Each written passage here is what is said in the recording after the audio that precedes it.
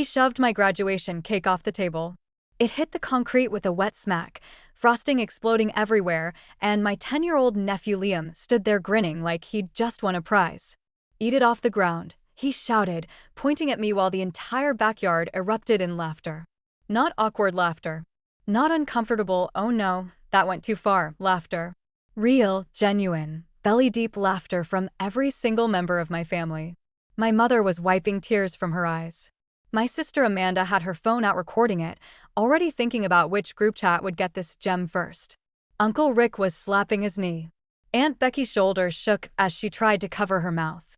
Even my dad, who never laughed at anything, had this satisfied smirk on his face. I stood there holding a cake knife, watching purple frosting spell out "Congrats, Daisy" smear across the patio, and something inside me just stopped. Not broke. Stopped. Like a machine that finally realized it was working for free. Hey viewers, before we move on to the video, please make sure to subscribe to the channel and hit the like button if you want to see more stories like this. I'd driven 4 hours from Seattle that morning. Left at 6 a.m. because Mom texted 3 times reminding me not to be late. I wore the dress Amanda once said made me look almost pretty. I brought a gift for Liam. I practiced what I'd say if anyone asked about my biomedical engineering degree, about graduating summa cum laude, about the 4 years I'd spent working full-time while taking night classes. But no one asked. Not one person. When I walked through the gate at noon, Amanda was describing her Cabo vacation to an audience of 15 people hanging on her every word. My graduation cake sat at the edge of the dessert table, shoved aside to make room for the tres leches cake she'd brought back from Mexico. No one had cut mine. No one mentioned it. Mom called out, "You're finally here," but didn't get up. Just pointed to an empty chair at the far end where the sun was hitting hardest. I sat down and became invisible. 30 minutes passed. Amanda showed photos. Everyone leaned in. When I tried to look, my cousin Sarah physically blocked me with her body. I mentioned finishing my finals. Mom said, "That's nice, honey," in that voice that means she wasn't listening, then immediately asked Amanda about resort breakfast options. Then Liam walked up to me. "Aunt Daisy, Mom says you're the boring one." Loud enough for everyone to hear. They laughed then too. I smiled. Stayed quiet. Like I always did. But then he went for the cake, and I watched it happen in slow motion, my brain screaming at my body to move but nothing working fast enough. And now here we were. Cake on the ground. Family howling with laughter. Me standing there realizing that love isn't supposed to sound like this. I set the knife down, picked up my purse, and walked toward the gate. "Daisy, where are you going?" Mom called out, still laughing, like I was being dramatic over nothing. I didn't answer. Didn't turn around. Didn't explain. Just kept walking while they laughed harder, probably at how sensitive I was being, how I couldn't take a joke, classic Daisy ruining the fun. I got in my car and drove. For hours back to Seattle in complete silence, too numb to cry, too clear-headed to doubt what I'd just seen. I got home around 9 p.m., collapsed on my couch in the dark, and that's when my phone buzzed. "Mom," in the family group chat. "We've chosen to sever all contact with you." The message said, "Your negativity is toxic to this family. Stay away from us forever." I watched Amanda's name pop up underneath with a heart reaction. A thumbs up. Public approval of my exile. And instead of feeling hurt, instead of that desperate need to apologize and fix it and make myself smaller so they'd love me again, I felt something else. Clarity. I opened my banking app. The app I'd been avoiding for months because I knew what was there and didn't want to face it. But I was facing it now. There it was. First of every month, like clockwork. Mortgage payment for my parents' house. $1,500. Car payment for Amanda's SUV. $450. All coming out of my account. All in my name. All from documents I'd signed 3 years ago when they said they needed help, just temporarily, while Dad's business recovered. 37 months later, temporary was still going strong. I did the math. Nearly $70,000. My money. While I lived in a studio apartment and ate ramen and told myself I was being responsible, being a good daughter, helping family like you're supposed to. They kept their house. Amanda drove a luxury SUV. And I paid for it while they laughed at cake smeared across concrete. I opened the group chat and typed one sentence. "I'm removing my name from every loan tomorrow." Sent. Phone face down on the coffee table. And then I sat in the dark and waited. Because I knew what was coming. I knew that within hours, maybe minutes, that group chat was going to explode. I knew the missed calls would start stacking up. I knew the guilt trips and the accusations and the "how could you do this to family" messages would flood in. But here's what they didn't know. Here's what they'd never understood about quiet, boring, sensitive Daisy, who always smiled and stayed silent and paid their bills without complaint. I'd been keeping track. Every payment. Every date. Every email where they promised it was temporary. Every text where Mom said, "You're such a blessing," while my account drained. Every conversation where Amanda bragged about her vacation while I calculated if I could afford groceries that week. I had records. I had documentation. I had 3 years of evidence that I'd been their personal ATM machine while they treated me like a punchline. And tomorrow morning, I had an appointment at the bank with Mr. Diaz, who'd already reviewed my case and confirmed I could legally remove myself from every single loan. They thought kicking me out of the family was punishment. They thought I'd come crawling back, apologizing, begging to be let back into their good graces. They didn't realize they'd just set me free. My phone started buzzing. One notification. Then another. Then 5 more in rapid succession. The group chat was waking up. I let it buzz. Let them panic. Let them realize what they'd done. Because I'd spent 28 years being the good daughter, the responsible one, the boring one who paid the bills and took the jokes and smiled through the humiliation. And I was done. Tomorrow, I'd sign papers. I'd cut every legal tie. I'd stop paying for people who laughed when my cake hit the floor. Tonight, I sat in the dark and felt lighter than I had in years. This was the beginning. Not the end. The beginning. The next morning, I woke up to 47 missed calls. The group chat had exploded with over 200 messages, and my phone was physically hot from the constant notifications buzzing through. I didn't open a single message. Didn't listen to a single voicemail.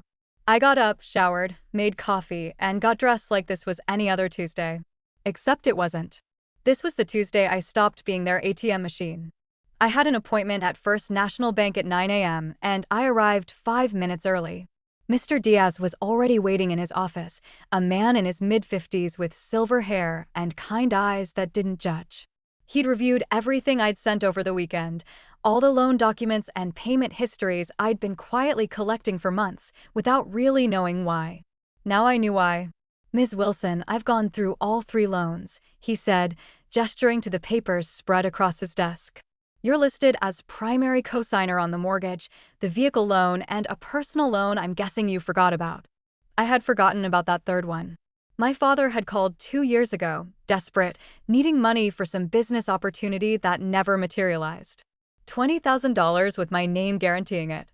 The paperwork took less than 30 minutes. Mr. Diaz explained that as cosigner, I had every legal right to remove myself, especially given that I'd been making 90% of the payments for 37 consecutive months. The bank would notify the primary borrowers within 24 hours, and they'd have 72 hours to refinance without my name or face default. Each signature felt like freedom. Each initial was a severed chain. The mortgage that kept my parents in their 4-bedroom house while I lived in a studio apartment. Amanda's luxury SUV that cost more per month than my rent. Dad's failed business loan that I'd been quietly covering while he told everyone at family gatherings that he was self-made. My hand didn't shake once. When I walked out of that bank at 9:45 a.m., the Seattle sky was gray and drizzling, but I felt lighter than I had in years. The weight that had been pressing on my chest since I was old enough to understand that love in my family came with invoices attached was finally lifting. My phone was still having a meltdown in my purse. I sat in my car in the parking lot and finally looked at the messages. The guilt trips were predictable. Mom asking how I could do this to them, Uncle Rick calling me selfish, Aunt Becky saying family forgives so why couldn't I, Cousin Sarah insisting they were, just laughing, and I was being too sensitive like always. But it was Amanda's message that made something hot and sharp twist in my chest.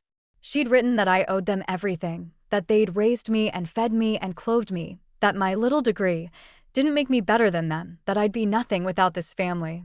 I typed one message to the entire group chat and hit send before I could second-guess myself. The response was simple.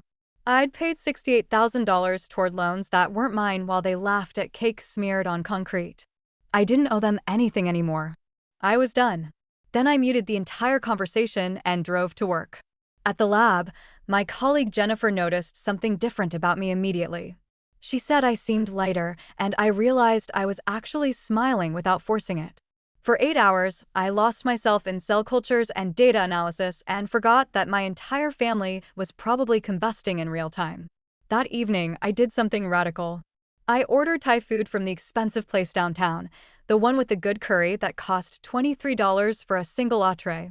For 3 years, I'd been living on dollar menu items and ramen, telling myself I was being responsible while my bank account drained into my family's pockets every month. I sat on my couch eating pad thai straight from the container, watching Netflix and feeling that constant knot of anxiety in my stomach finally start to unravel. One call came through from an unknown number that night. I almost didn't answer, but something made me pick up. It was Dad, calling from someone else's phone because I'd stopped answering his number days ago. His voice sounded tired and defeated in a way I'd never heard before. He said they needed to talk about this, that I was going to ruin them, that they'd lose the house and Amanda's car and everything. I told him the paperwork was already submitted. It was done. There was long, heavy silence on the other end of the line. Then he said something that should have broken my heart but instead just made me angry. He said it was just a joke. I told him no, it wasn't a joke. It was a pattern that had been going on my entire life, and I wasn't part of it anymore. I hung up, blocked that number too, and went back to my curry. The bank would send official notices the next day, 24 hours exactly from when I'd signed those papers. That's when my family would realize this wasn't an empty threat or an emotional outburst they could guilt me out of. This was legal, binding, and irreversible. I'd cut every financial tie, severed every obligation. And for the first time in 28 years, I'd chosen myself over them. That night, I slept better than I had in months. No anxiety dreams about missed payments. No nightmares about disappointing people who were never going to be proud of me anyway. Just deep, dreamless sleep. The kind that comes when you finally stop carrying weight that was never yours to carry in the first place. The next afternoon, the bank sent the notices. And that's when my family realized I wasn't coming back. They showed up at my apartment 3 days later. I was making dinner, just simple pasta and vegetables, listening to music and actually enjoying my Friday evening for the first time in forever when the pounding started. Not knocking. Pounding. Like someone was trying to break through the door with their fists. I looked through the peephole and saw them. Mom, Amanda, and surprisingly, Dad, who never got involved in confrontations. Mom's face was red and twisted with rage. Amanda was already filming on her phone, probably planning to post this as evidence of my cruelty. I didn't open the door. Instead, I pulled out my own phone and started recording. Daisy, open this door right now. Mom screamed, her voice shrill enough that I knew my neighbors could hear. We need to talk about what you've done. You've destroyed this family. Amanda shouted, banging harder. The bank is taking everything. Mom and Dad are losing their house because of you. I stood on the other side of the door, phone recording their voices, their threats, every word. They screamed for 10 minutes straight. Called me ungrateful, selfish, heartless, evil. Said I was throwing away the people who raised me over nothing, over being too sensitive, over a stupid cake. Dad's voice was quieter, but somehow worse. He said I'd always been a difficult child, always wanting attention, always making everything about me. That this was just another cry for help, and if I just opened the door, we could fix this as a family. I didn't say a word. Didn't engage. Just kept recording. Then I called 911. The operator answered and I spoke calmly, clearly, stating my address and explaining that 3 people were at my door refusing to leave after being asked, that they were making threats and causing a disturbance. The operator said police were on the way. It took 12 minutes for the patrol car to arrive. I watched through the peephole as Mom's expression changed from rage to shock when she saw the flashing lights. The officer was a woman, probably in her early 30s, and she looked tired in that way that said she'd seen this exact scenario play out 100 times before. I opened the door once the officer was there as a buffer between us.